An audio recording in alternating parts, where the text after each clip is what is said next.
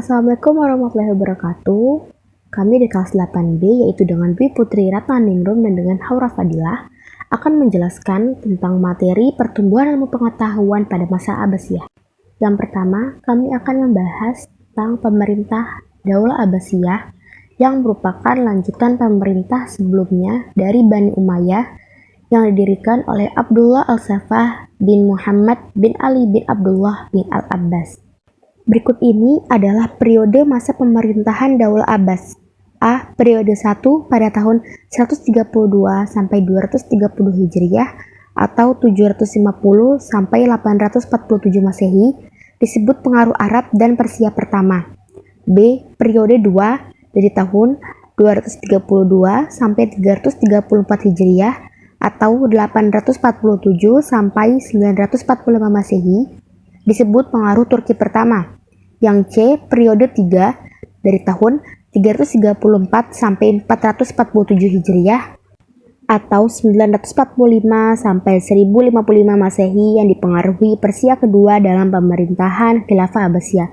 D, periode 4 dari tahun 447 sampai 590 Hijriah atau 1055 sampai 1194 Masehi dipengaruhi Turki kedua di bawah kendali Kesultanan Seljuk Raya atau Salajika Al-Kubra atau Seljuk Agung.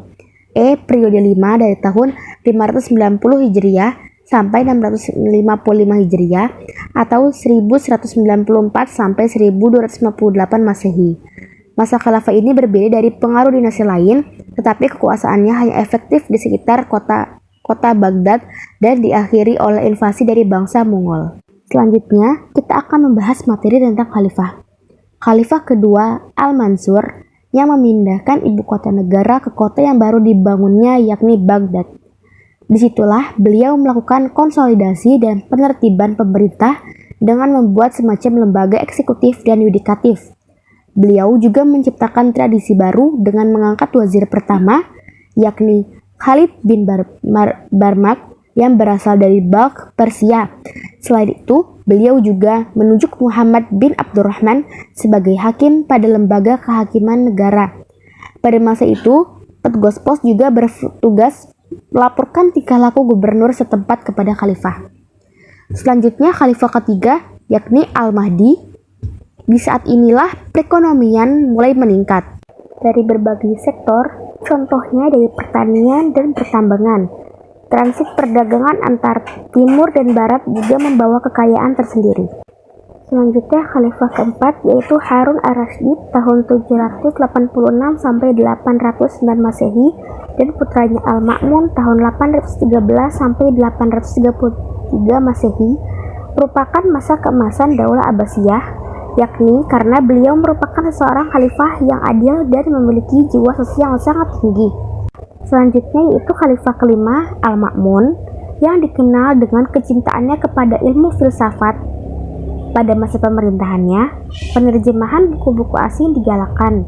Untuk keperluan penerjemahan, ia juga mendirikan lembaga yang bernama Baitul Hikmah sebagai pusat penerjemah sekaligus berfungsi sebagai perguruan tinggi dalam perpustakaan yang besar.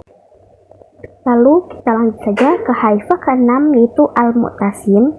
Pada tahun 833 sampai 842 Masehi, beliau memberi peluang kepada orang-orang Turki untuk masuk dalam pemerintahan. Lalu pada masa ini, tentara juga dibina secara khusus menjadi prajurit-prajurit profesional. Cendekiawan Islam masa Abbasiyah. A. Bidang ilmu filsafat. Tokohnya adalah Abu Nasr Muhammad bin Tarhan Al-Farabi, Abu Yusuf bin Ishaq Al-Kindi, Ibnu Sina Al-Ghazali, Ibnu Rus, Ibnu Bajah, dan Ibnu Tufail. B. Bidang ilmu kedokteran. Tokohnya adalah Zabir bin Hayyan, Bapak ilmu kimia, Hunayan bin Ishaq, penerjemah buku-buku asing, Ibnu Sahal Ar-Razi, ahli penyakit campak dan cacar, dan Tabit Ibnu Qura. C. Bidang ilmu matematika. Tokohnya Muhammad bin Musa Al-Khwarizmi, penemu huruf nol, Umar bin Farukhan, bukunya Yuwati Patum, Banu Musa ilmu mengukur permukaan. B. Bidang ilmu falak. Tokohnya Abu Masyar al-Falaki, bukunya Isbatul Ulum dan Hailatul Falak. Zabir Batani membuat teropong bintang. Raihan Bairuni, bukunya Al-Afarul Baqiyahainil Kholia Ikhrojul Autad dan lain-lain. Bidang ilmu astronomi. Tokoh cendekiawan pada bidang ini adalah pencipta astrolog Al-Gatanibetanius Al-Fagroni atau Alfregenius. Bidang ilmu tafsir. Tokoh cendekiawan pada bidang ini adalah Ibnu Jarir At-Tabari, Ibnu Attiyah Al-Andalusi, Asuda, Mupatil bin Sulaiman, Muhammad bin Ishaq, dan lain-lain. G. Bidang ilmu hadis. Tokohnya Muhammad bin Musa al-Khwarizmi, penemu huruf 0. Umar bin Farukan, bukunya Yuwardi Patum. Banu Musa, ilmu mengukur permukaan. H. Bidang ilmu kalam, tauhid. Wasil bin Atta, Abu Huzail al-Alaf, Adam, Abu Hasan al-Asy'ari, Hujatul. Bidang ilmu tasawuf, ilmu mendekatkan diri pada Allah Subhanahu wa Ta'ala. Al-Kusyairi dengan karyanya Arisalatul Kusyarah. Syahabuddin dengan karyanya Awariful Ma'arif.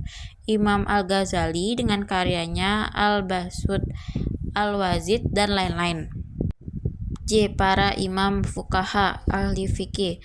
Tokoh cendekiawan para Imam Abu Hanifah, Imam Maliki, Imam Syafi'i, dan Imam Ahmad bin Hambali. Perkembangan kebudayaan pada masa Bani Abbasiyah. Pusat peradaban Islam pada masa Daulah Abbasiyah adalah A. Kota Baghdad, merupakan ibu kota negara kerajaan Abbasiyah yang didirikan oleh Khalifah Abu Ja'far al-Mansur 754 sampai 775 Masehi. Pada tahun 762 Masehi, kota ini terletak di tepian Sungai Tigris. Masa keemasan kota Baghdad terjadi pada pemerintahan Khalifah Harun ar-Rasyid 786 sampai 809 Masehi dan anaknya Al-Ma'mun 813 sampai 833 Masehi. B. Kota Samara, letaknya di sebelah timur Sungai Tigris yang berjarak kurang lebih 60 km dari kota Baghdad. Di kota ini terdapat 17 istana mungil yang menjadi contoh seni bangunan Islam di kota-kota lain. Demikian penjelasan kami, kurang lebihnya mohon maaf. Wabillahi taufiq wal hidayah. Wassalamualaikum warahmatullahi wabarakatuh.